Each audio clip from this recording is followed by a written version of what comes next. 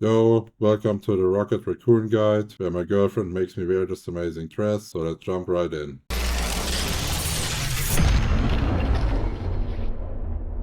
So in today's guide, we're going to take a look at the pros and cons of the rocket, when to pick him, what are his counters, what are his gameplay strategies, how is the positioning going, and then we finish off with some hidden techs, and one of them can also be used to farm extra LP with the new ranked individual score bonus system. So let's start with the pros, because he is one of the most mobile champions in the game. His jetpack dash can charge 2 times with a slight delay, allowing him with proper timing to dodge basically any ultimate. This also brings us to our second point. His survivability and average KDA is among the highest heroes of the game, which is also backed up by having the smallest hitbox in the game. The fact that he can revive a player with his beacon, especially in ranked queue, is a massive bonus, as players often get picked individually, and this will allow you to compensate some of your teammates' mistakes, which is crucial for climbing the ladder. But as any hero, he also has some downsides. He has absolutely no burst damage, and his DPS is also low in basically all situations, because his shots travel really slow and you need to lead your shots heavily. There's only one exception to this rule, and this is in close combat, where those negatives are not impacting him as much, and he can actually deal significant damage and even take out tanks that dive him, for example. Rocket's heal is also not from a bursty nature and rather strong over time, which makes him quite vulnerable to high burst damage opponents. Overall, the kit of Rocket looks quite easy to pick up at the start, but he is actually pretty hard to master, especially if you want to score extreme LP with the new personal hero ranked system. We will do a deep dive on that at the end of the video, showcasing how I average around 3.5 LP extra with this secret tech. But when should you actually be picking Rocket? Well, the answer here is really simple. Since the change of his ultimate with the Season 2 patch, you can pick Rocket in every single situation. In my opinion, he is currently the single-handedly best support that fits in every team. As with his mobility, he is also the best versus dive comps, allowing for really few counterplay options for the enemies. One of those few options is that the enemies could pick Black Widow on Hawkeye if they have good enough aim, and they can one-shot you if you only have 250 health. So make sure to always have your armor upgrade active on yourself and never walk around. Always bunny hop and stay mobile and unpredictable. The only assassin you should struggle with is Iron Fist, as he is crazy tanky for the amount of damage he outputs. And it's also harder to escape him with your wall runs, as he can just jump up with you. I would definitely always ban him at the moment as prior number 1. Regarding maps, Rocket shines more on narrow and tighter maps, as his healing can better bounce there and create more value, but he is perfectly fine to play on any map with great success. When we are looking at the overall gameplay strategy and the positioning,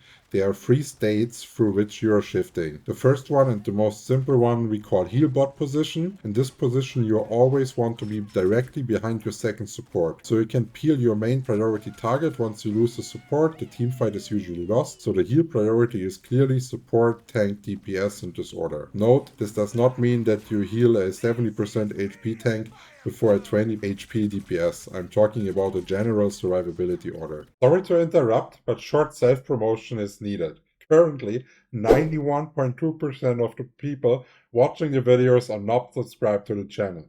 So let's make a deal. If you learn something new in this video, you have to subscribe. The second positioning I call push. This is when you go aggressive together with your tanks, using your close range damage to push enemies off an objective. This is especially working well once you pop your ultimate. You don't need to heal as much and you get this extra damage boost. This also applies higher pressure on the enemy during your ultimate and makes it harder for them to take it down. This mode can also get triggered if you have a Punisher in your team and you drop him your team up skill unlimited ammo, and he goes into shotgun mode and pushes with you. Since this team up is one of the strongest in the game, I highly recommend to check out my Punisher guide after this video as well, as it's really helpful to understand what your partner in crime is doing, to support him properly and not look at it only from your own perspective. So now the third and last mode, which I call off-angle pressure.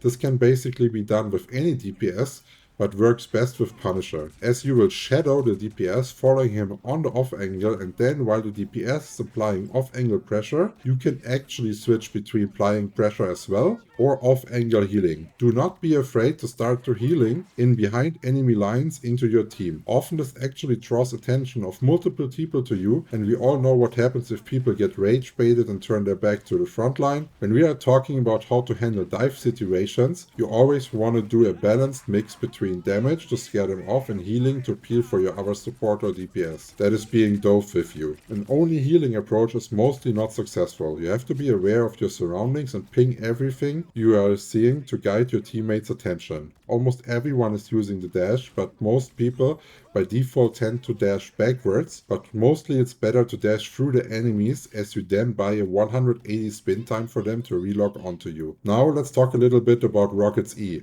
Of course, you always place it in base so people can get their extra armor and mobility jumps, but important is that by reactivating your E, you can pack it up at only 5 seconds cooldown. There's two ways of playing with it in team fights. Option 1 is you place it in a safe location as close as possible to the fight so enemies cannot destroy it, but your resurrected teammate has a really short path back to the fight. Option 2 is you actually hold onto it, and when you see someone important is about to die, you drop it for the person. No matter which of those strategies you prefer, one rule stays the same. If someone starts attacking your E, you can reactivate it so it doesn't get destroyed and goes on long cooldown. I personally use a combo of both strategies during the start of the game.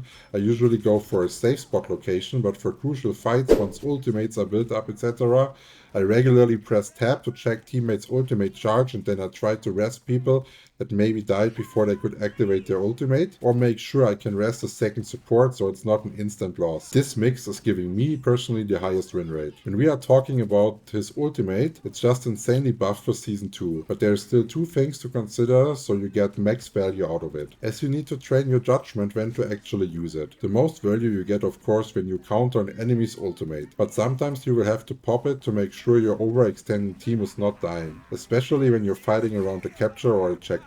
Just make sure you always have an eye on the timer to come out strong in the final fight. The second thing is the positioning of the ultimate, because it's a bit tricky. If you place it in the open, as I would call it, default opponents have an easy time destroying it. But if you place it behind the wall, the object blocks the effect. So you have to place it at corners so people can use the ultimate to peek and alleviate their damage. It is also wise to place it higher up in the air to prevent melees from having a chance to contribute damage to destroy it. Hidden techs that are used by pro players are the following: heal orb bouncing, reload optimization, and super jumps. Let's start with the heal orb bouncing and lineup. Lineup means that you always want to build a vertical line that goes through as many damaged teammates as possible in terms of positioning, as your orbs then have the chance to heal all of them at once if you shoot them. The opposite to this would be the side angle, which utilizes the bouncing nature of the heal orb to get multiple hits of the single orb on one mate, for example. Important here is also to not run out of base brain AFK. Always make sure to check if you have a bounce angle on a yellow teammate's outline. You can more often heal people you're not even seeing than not. The hidden super jump tech you can check out in my video, one tip for every hero, which is linked in the comments down below. Reload optimization is crucial, as your machine gun and your heal is sharing basically the same mag. So if you reload, always both get refreshed at the same time. So this mostly means that, let's say you're pushing and dealing damage, you usually don't shoot all of your 45 rounds down right away. You go between 40 to 33 rounds and then you start healing again, and then you reload both. This helps you a lot in terms of squeezing in some damage in between. And since we are here already, this is also the tech used to gain more LP in the newly patched ranked system, where you now get extra LP if you perform better on your specific hero in comparison to the average stats the community is doing on it. And here is your time to shine, because most raccoons are just heal bots. They can't do anything besides sitting backline and holding down heal. So if you use this tech to get shots on every enemy, so it counts as a +1 kill point if the enemy dies, even though you're not the final blow, you are easily outperforming the average player every game, giving me personally currently an average of like 3.5 LP extra per game. Yeah guys, so that was it with the video. If you still have any questions about the Rocket or anything else regarding the game, just drop it in the comments. As always, I will try to answer everything in less than 24 hours. Cheers and see you in the next one.